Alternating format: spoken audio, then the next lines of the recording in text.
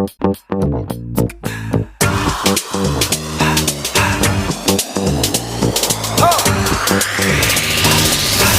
you wanna come in? Assalamualaikum warahmatullahi wabarakatuh.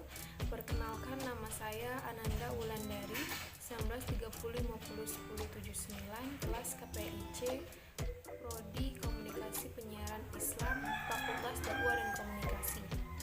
Baiklah, di sini saya akan melaporkan hasil analisis saya tentang efek pendidikan di era COVID.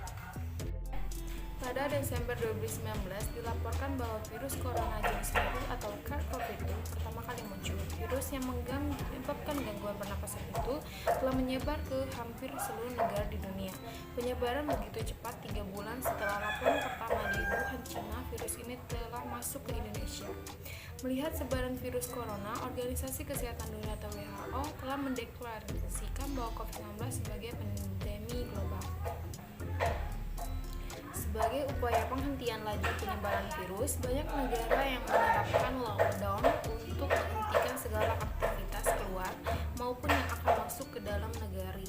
Di Indonesia sendiri, meskipun tidak sepenuhnya menerapkan lockdown, namun banyak daerah yang menerapkan pembatasan sosial berskala besar atau PSBB di wilayahnya masing-masing.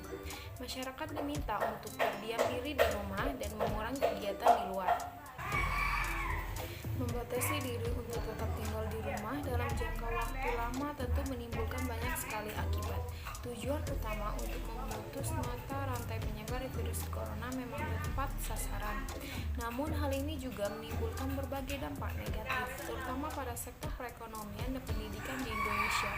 Banyak sekali kerugian dialami oleh industri besar, menengah maupun kecil yang berujung pada pemutusan hubungan kerja PHK bagi para karyawannya.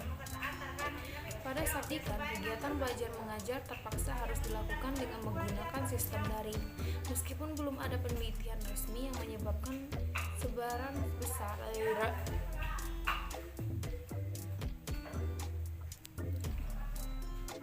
pada sektor pendidikan, kegiatan belajar mengajar terpaksa harus dilakukan dengan menggunakan sistem daring. Meskipun belum ada penelitian resmi yang menyatakan seberapa besar efektif pembelajaran sistem daring ini dibandingkan dengan pembelajaran secara manual. Namun, melihat realiti saat ini, banyak mahasiswa atau pembelajar yang mengeluarkan pembelajaran jarak jauh tersebut. Mereka lebih menyukai pembelajaran secara langsung atau face to face sebagai biasanya. Fenomena ini semakin lama menimbulkan berbagai dampak, terutama pada sektor kejiwaan mahasiswa.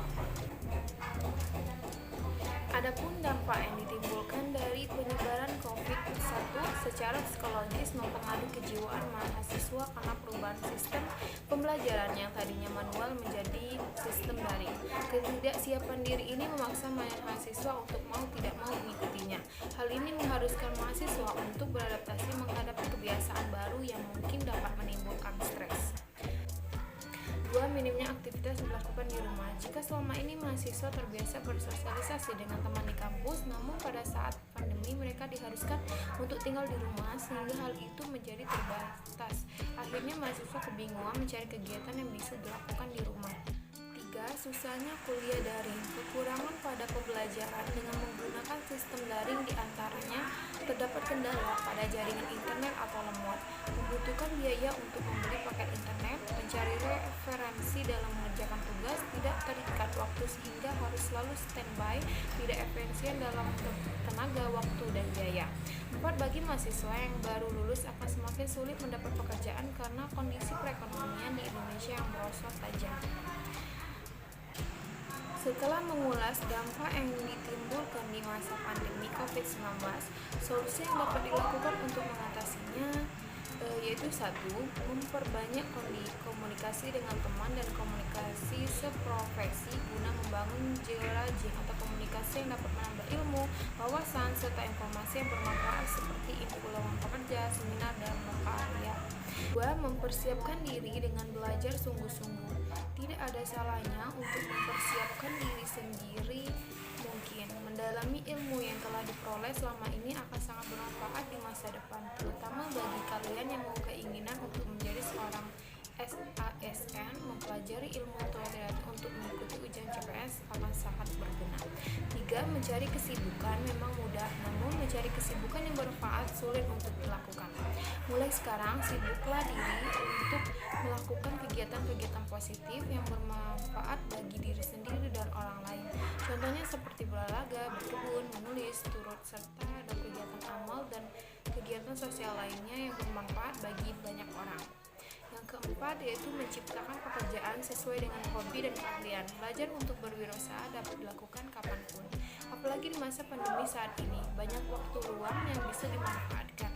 Dari bermalas-malasan dan tidak produktif, mulailah untuk menciptakan pekerjaan sesuai dengan hobi kalian yang dapat menghasilkan uang. Selain bermanfaat, mungkin saja hal ini bisa menjadi mata pencarian kalian nanti. Misalnya saja yang punya hobi buat kue dapat menjual hasil tersebut, yang hobi memancing dapat menjual hasil tertangkap di pasar dan lain-lain.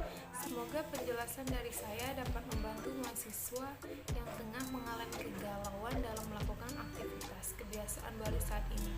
Semoga dapat bermanfaat dan tetap produktif untuk terus berkarya, karena generasi muda adalah generasi emas bagi semua bangsa. Sekian laporan dari saya.